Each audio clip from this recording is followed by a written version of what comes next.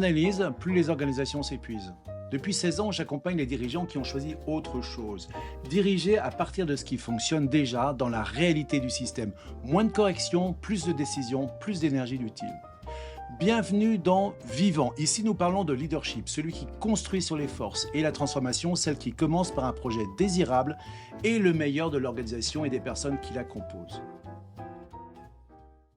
Aujourd'hui, on va parler d'efficience et de changement de méthode avec l'Appreciative Inquiry. L'objectif est simple, arrêter de s'épuiser à réparer ce qui est cassé pour enfin capitaliser sur ce qui performe déjà.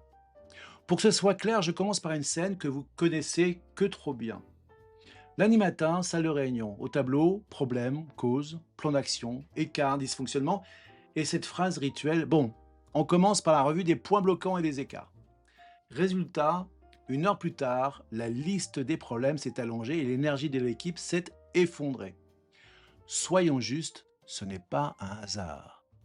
Nous vivons dans un monde professionnel qui nous encourage en permanence à nous rapprocher des problèmes.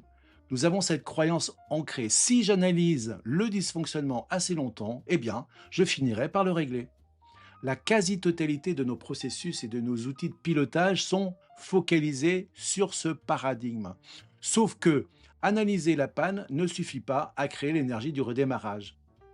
C'est là que l'Appreciative Inquiry intervient. Appreciative Inquiry, ce sont 2 mots qui définissent une posture. Appreciative, pour reconnaître la valeur, voir le bon, mais aussi prendre de la valeur, comme un capital qui s'apprécie. Et Inquiry, pour l'enquête, la découverte, l'exploration. C'est littéralement l'art de poser des questions qui donnent de la valeur et qui recherchent des ressources, quelles que soient les circonstances. Je me suis donné ma propre définition de cette approche.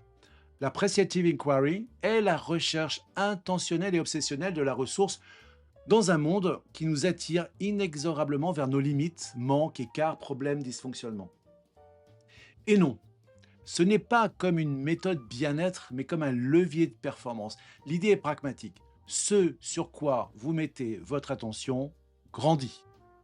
Si vous analysez l'échec, eh bien, vous devenez l'expert en échec. Si vous analysez la réussite, vous découvrez les ingrédients pour la reproduire. Soyons directs, car je sais que certains pensent « Bon, ok, mais regardez le positif, c'est pas un peu naïf quand il y a vraiment des vrais problèmes à résoudre ?»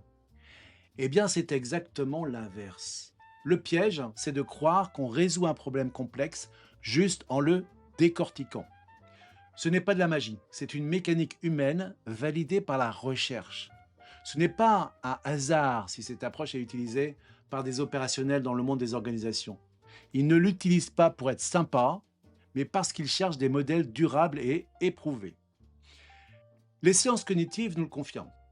Un cerveau collectif sécurisé par la mise en lumière de ses propres forces traite la complexité beaucoup plus vite qu'un cerveau bloqué en mode défense. Concrètement, on change la nature de la conversation. On arrête des questions d'opinion pour passer aux questions d'expérience. On cherche de la data interne.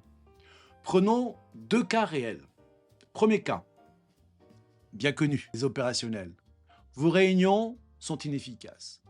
L'approche classique serait de poser la question « Pourquoi nos réunions sont inefficaces ?» Les réponses pourraient être « C'est trop long, il n'y a pas d'agenda, c'est toujours les mêmes personnes qui parlent. » Vous allez récupérer une liste de plaintes, mais toujours pas de méthode. Cette question appelle plutôt la réflexion théorique, le rappel ce qui est de la norme. L'approche appréciative, peut-être celle qui va devenir la vôtre dès demain, va poser une question différente. C'est celle-ci. Rappelez-vous une réunion récente, ici, qui a été vraiment efficace et utile. Qu'avons-nous fait différemment ce jour-là? Immédiatement, vous isolez les pratiques gagnantes qui existent déjà chez vous. Peut-être un ordre du jour bien construit, une décision actée en 15 minutes, etc. En tout cas, des éléments qui sont issus de l'expérience des participants. Donc vous ne cherchez pas une solution théorique. Vous répliquez vos propres succès pour gagner en efficience. Elle fait appel à l'expérience pour épuiser des ressources. Deuxième cas, la guerre des silos. 2 services ne se parlent plus.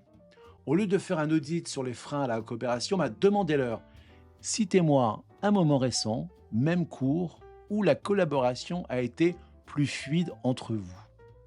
Quel en a été le déclencheur? Eh bien, vous allez voir, vous allez découvrir des leviers insoupçonnés. Un appel direct plutôt qu'un mail, un objectif partagé clair, etc., etc. Et c'est là que ça devient intéressant pour votre futur. Quand une équipe réalise qu'elle a déjà réussi par le passé, elle cesse d'avoir peur de l'incertitude. Vous ne faites plus seulement de la gestion des problèmes, vous libérez l'innovation et l'audace. C'est le seul moyen de construire le futur. S'appuyer sur un socle solide pour oser tester de nouvelles façons de faire. Alors, si vous voulez tester la puissance de cet outil tout de suite, cet outil, cet état d'esprit, pensez à un dossier qui patine actuellement. Et au lieu de vous demander pourquoi ça bloque, posez-vous cette question: quand est-ce que j'ai vu cette équipe avancer vite sur un sujet similaire? Quels étaient les ingrédients présents ce jour-là? Comment je réinjecte un de ces ingrédients dès cet après-midi? Vous verrez le changement immédiat. Moins de fatigue, plus de traction, de mouvement. Et je termine avec ceci. On ne transforme pas une organisation par la contrainte. On la transforme en changeant la qualité des conversations pour créer de l'autonomie et de l'engagement. Je vous invite à un défi pour vous dès demain. En réunion, interdisez-vous le « qu'est-ce qui ne va pas ?» Remplacez-le par « ok, qu'est-ce qui fonctionne déjà et comment est-ce qu'on peut amplifier pour atteindre notre objectif ?» Testez et vous verrez la différence. Si vous voulez aller plus loin et outiller votre démarche, eh bien vous avez plusieurs façons de faire. D'aller consulter le site internet www.appreciative-inquiry.fr, le site de référence sur la presse appréciative. Vous pouvez vous abonner à la newsletter Vivant qui vous illustrera toutes les semaines comment cette approche peut être utile et utilisée. Vous pouvez aussi vous plonger dans des livres de référence. AI5, comment déployer la pleine puissance de l'Appreciative Inquiry, que vous trouverez à la fois en anglais et en français. Ou La vie est au bout d'une question, qui parle de la façon de poser des questions appréciatives, une par jour. Et bien sûr, vous pouvez nous retrouver sur la chaîne YouTube, Appreciative Inquiry France, et de vous abonner à ce podcast. Maintenant, vous avez quelques éléments supplémentaires et c'est à vous de jouer. À très bientôt.